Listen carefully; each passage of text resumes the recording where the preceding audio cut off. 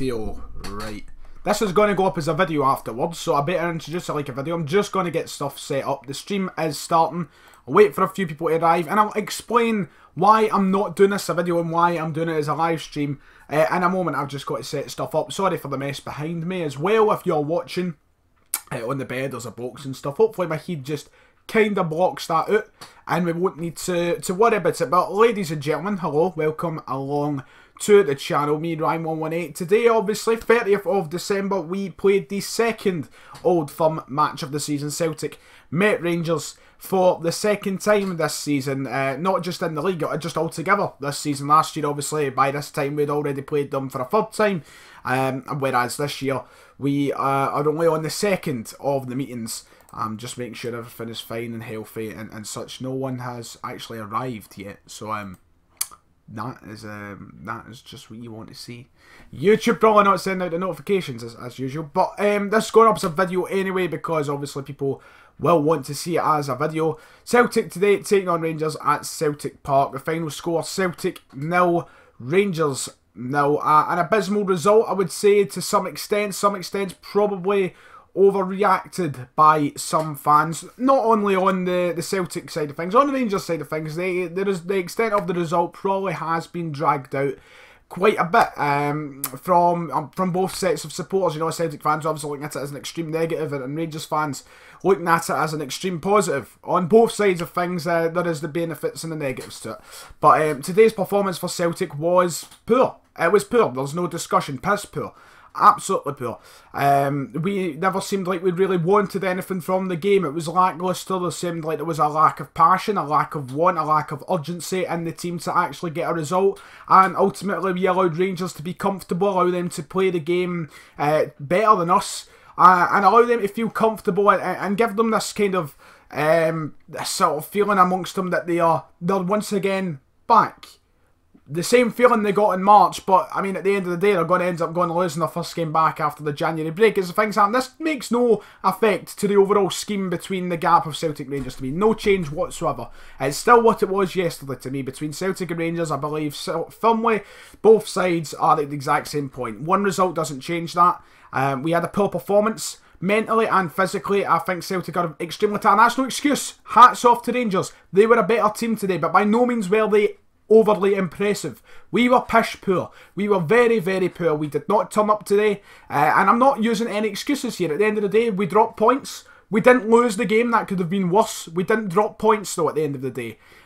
So it's not the worst case scenario in the world, but this result changes nothing for me. I still think Rangers are in the same sort of position where they need to improve, not just the players on the park and their manager. They just need an overall, you know, refurbishment, and kind of the same thing has to happen at Celtic. But we'll talk about that in a moment. Overall refurbishment on the park for Celtic, nowhere else. But we'll come to it. We'll come to it. Today, Celtic didn't look at it at all. At no point in the game did I feel comfortable with Celtic's performance. There was a brief, you know, kind of half-hour period in the first half where Celtic had the ball. We weren't really doing anything, and the chances we did create were good, but we had to take them. Vital chances we created. Very, very big chances. We failed to take them. Sinclair could have hit a fucking barn door. Sinclair absolutely gumped today. I'll come on to each and every individual player at a separate part of this video, but today's performance for creating those chances in the first half and getting... They were absolutely garbage. We could have been 2-3-0 up by half time. And it's the same on the other side. Rangers easily could have planted a couple of their chances, changed the game. They missed a couple of sitters. Alfredo Morelos just as bad with the sitters that he missed. So ultimately, both teams really had to rue the chances they missed. Some awful, awful chances missed in there. Overall, though, first half, I think Rangers started as they usually start, you know, kind of fiery out of the gates. They wanted to go for it. They wanted to try and bring the game to Celtic, put the fear in us. And it didn't really work. I did not feel that kind of, that fear. I don't think Rangers were effective at all. They did have a good chance where Gordon was forced to make a rather good save. But ultimately, first half, we seemed to just get more and more into the game, but I still never felt comfortable with it. Then, second half, we just went on the game at all. The second half was appalling to sit through and watch. There was no urgency about Celtic. We seemed like we were just wanting Rangers to play football. And I'm actually... The worst part is a lot of people are coming away from this saying that Rangers gave a remarkable performance, mostly obviously Rangers fans. When the fact is, Rangers weren't that good either. We were incredibly shit. Rangers had a lot of the ball. They didn't do anything with it, just like we did in the first half, for that kind of half-hour phase between the 15th and the end of the half. They never really done anything. They had a couple of chances which they should have taken just like us. Ultimately, they had more of the ball, but they didn't do too much with it. And Gordon DL, who I don't agree with a lot, put it perfectly in Super Scoreboard. Rangers weren't that good either. They were just better than Celtic. And that's where I'm giving the hats off. Hats off, they were better than Celtic. I'm not going to deny that. But they weren't exactly, you know, they weren't setting the world alight. They weren't setting the world alight. No one was setting the world alight. It's one of the most boring old firms probably we're ever going to have to sit through. But, I mean, having to agree with Gordon DL, I don't usually do, as I say. But, I mean, the way that he summed it up is pretty much true. No team was really good. Rangers were better. On the whole grand scheme of things, but if they were that good as what Rangers fans might proclaim, not all Rangers fans, not categorising all Rangers fans, but you know the majority you kind of see on Twitter, they would have won the game ultimately if they were that good. But first half performance was decent. There was players who looked dodgy, there was players who were looking sharp. Second half performance just absolutely pish poor. Now the offenders. The main offenders, let's go through the team one by one. Let's go through every player and give my opinion. Craig Gordon. God knows what that guy's got today to get some respect from fans. Yes, he was dodgy today. His header, fuck knows what he was thinking. I was pushing myself. Don't know why. Ultimately, he could have fucking cost us a goal. His passing was once again dreadful, but the saves that guy pulls off. And yet there's still people sitting in a row behind me giving him all the shit under the sun. If it wasn't for him, we would have lost the game. I don't know what he has to do sometime. Today, I genuinely thought he was cracking, apart from obviously those mishaps with the ball at his feet, but for his goalkeeping, shot-stopping abilities today, for his performance in between the sticks, I thought he was rather good. Got to give it to him. I would genuinely say he was a decent performer. Mikael Lustig, Jesus Christ almighty. He was gumph, utter gumph. Kept giving the ball away. I don't think he knows what colour Celtic play in. I think it just slipped his mind today, but he was garbage. There was a few moments where he looked okay. I thought, like, you know, he's recovered there from that mistake he made earlier. No. He just kept making mistakes. I love Mikael Lustig. Today, though, he was woeful. Christopher Ayer, good God almighty, in the team every single week. He should be maybe the first take fucking name in the sheet, apart from Scott Brown, who we'll come to. Christopher Ayer today, another fantastic performance. 4th clean sheet in a row. I think he's brought a lot of confidence into his game, and not just his own game, but the game of the defenders alongside him. Christopher Ayer has really got himself into his first team, and he's got himself into a place where it looks as though he's not going to be dropped because he's looking so good. He's looking good at carrying the ball forward, he's looking good at his actual defensive abilities such as tackling, marking and such. He is looking solid. Obviously there's still a couple of loopholes in there, there's a couple of, you know, minor things that you can spot in his game that need to be fixed, and I've seen that today. There's still a couple of things. But Christopher Ayer today thought was remarkable. Personally, my man of the match. Dedrick Boyata, solid, can't complain. Didn't think he was as good as Ayer, but he was solid enough. And this is one thing, the centre-halves did a fantastic job in keeping Rangers away from the game a lot. A lot of people and a lot of Rangers fans are going to go on about how, you know, they thought they were decent in the second half. And they were. I'm not going to take it away from them. They were decent in the second half. But I think what Ayer and Boyata done a remarkable job at shutting down a lot of their plays and making them start again, reset. You know, Rangers were getting forward, but then Ayer or Boyata would get the ball. Boom, up, Rangers need to start again. Because as little as we done in the second half, those centre halves made sure we were kind of secure, and there were always that kind of reassurance there. But so I thought they'd done well. Tierney, a performance that was, I can't really say it was good, can't really say it was bad, just sort of average. Couple of good moments in there, a couple of questionable moments as well. Tierney, not one of the players who stood out though for either being good or bad today, so not much to say on him. The central mid, Scott Brown, thought was fantastic, running amok in the first half. Second half he was quieter, didn't look as though he had as much to do, but Scott Brown genuinely thought was fantastic in the first half, once again proving to the people who doubt him, especially on the other side, the Rangers fans, who you know, like to take a piss, say like Ryan Jack's better, cannot stand it when people say Ryan Jack is better. Cannot stand it because it's not true. It's simply not true. Scott Brown once again today proving how good a player he can be, and he sent a few players to the shops today looking good. Also got nutmegged by Morelos, but who fucking cares? Scott Brown looked sharp, looked good. Armstrong and McGregor, gumph. Didn't think any of them had really McGregor had good little, you know, bits and bobs of carrying the ball, but then at the end product, his final pass, his final shot, doing this and that, it was off. And Armstrong just never really seemed to be in the game. Forrest, Sinclair I don't even want to start on. Sinclair was just absolutely fucking dreadful. Genuinely, his performances are starting to concern me at points, because he is by heads and shoulders and miles and fucking, you know, strides probably the best player in the team when everyone plays their best. I can never make up my mind. It's either him or Dembele, I always say. But Sinclair, we know how fucking good he can be, and then he comes to these big games and he disappears. It is so fucking frustrating because he is incredibly good, incredibly talented. He's got everything there. And it's annoying because you know he's one of the players that at the flick of a switch can turn on and give us a moment of magic. One moment is all he needs to get something from a game, even if he's playing shit. But today there was no moment. He got took off eventually. No moment for him. Sinclair rotten today. Abysmal. If he took his chances, we wouldn't have been worrying about the, you know, conceding late in the second half, or we would have been walking away with points even. But had the 3 points. But abysmal performance from Sinclair. James Forrest, not much better. Wasn't really in the game. I didn't really think he was abysmal, but he just never really got into it. And the strikers, Dembele and Griffiths, there was no service for them. I felt sorry for them. I think both of them wanted it. Both of them were hungry. Especially because this could be potentially Dembele's last game for the club. I think they both really, really wanted it, but there was just no service. No service whatsoever. And they can't create everything for themselves. I hate this kind of perception that strikers, if they're not getting it, like a lot of fans are like, you know, oh, I don't know, they were shite today. Fucking dreadful. Don't play them again. But none of them had any fucking service whatsoever. None of them. And I felt bad for them because both of them were hungry for goals, you could see. And they did have their moments and their chances throughout the game, but they just never really got into it. And this is the problem. We need a consistent starting striker. This is what happens when... And I'm taking this words from my pal, Kieran, who does the podcast with me. He summed it up perfectly. There's no consistent starting striker for Celtic in a minute. Both strikers out of form. Both of them have scored, like, what, 1 goal between each other in the last 5 games or something, which is abysmal. We need consistency. We need players who are going to be in form, and we're not going to get that by playing Griffiths 1 week and Dembele the next week. That's just the plain obvious truth, I would say. We need some starting striker, and it probably won't be Dembele because he's going to leave probably, but we need to start, you know, kind of sharpening up. And today there was just no sharpening up at any point in the game. You know, the amount of times I'm sitting shouting, fucking sharpen up, sir. No sharpening up. No urgency. There was just no want in the team, it seemed like. There was no passion in the performance. It was really disappointing. At the end of the day, I'm not overly concerned. Because at the end of the day, we're 11 points clear. We're still going to win the league. But, you know, you want to win those games. You want to win them. And we couldn't.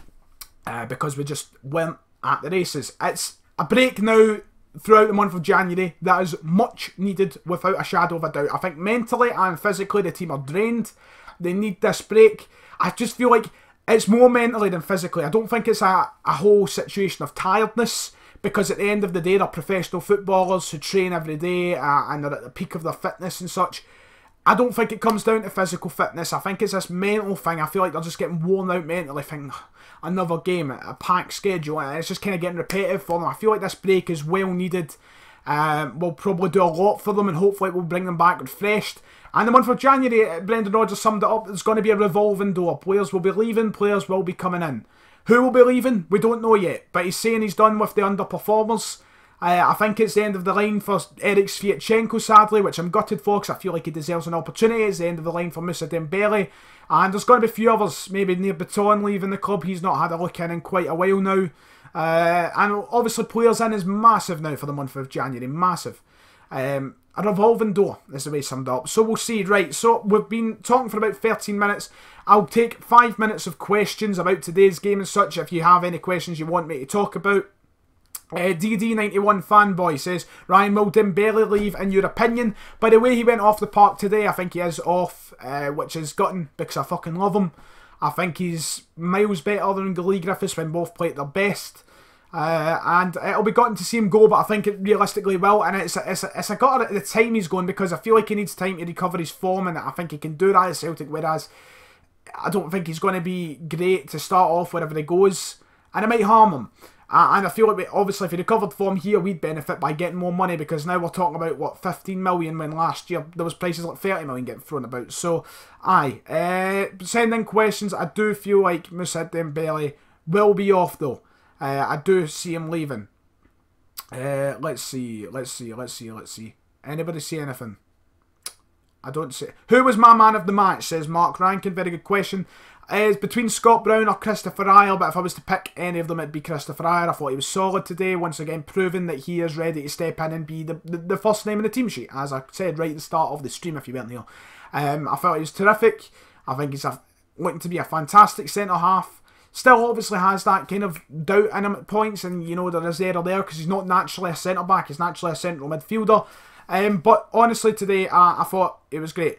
Rangers Forever, nice to see you. It says, how many Dembele dollars is James Taverner worth? James Taverner was good today.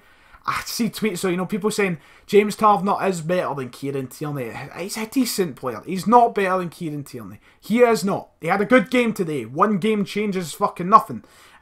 He's not better than Tierney, but he is. Like, I'm not going to deny and saying he wasn't good today. He's a good player, but there's a reason. Kieran Tierney's getting scouted by teams like Man United, and James Taverner is getting linked with moves to Championship teams. There is a gulf between the two, and we'll see. What part do you think Compa will play in the squad? I don't know. It really depends on how he performs in his first few chances. I think if he looks... There's two ways it can go. I think he can show automatically he's the best defender at the club. He's been playing in the Bundesliga for, the past 5 years or something. And the Serie A. So his whole career he's been playing in two of the top teams in Europe. He's a very experienced player who's played for top teams, Hoffenheim, Fiorentina, Red Bull Leipzig. RB Leipzig even, sorry. It's not even Red Bull. He's going to either come in and trump every single centre-back at the club and show, right, well, for the next year, I'm the guy who's going to be fucking sorting this out. Or he's going to come in and be hopeless, because there is that slight feeling in the back of my mind that we're looking forward to it, and he's going to come in and be shite. I feel like, depending on his first few performances, he's going to be... I think he's going to be a kind of rotational player, in all honesty, but if he looks really, really good, I think he'll be first team week in, week out. But we'll see. I don't understand people moaning about Griffiths over Dembele. The Rangers defence was scared against him, and when Griff comes on, their defence started to get more confident.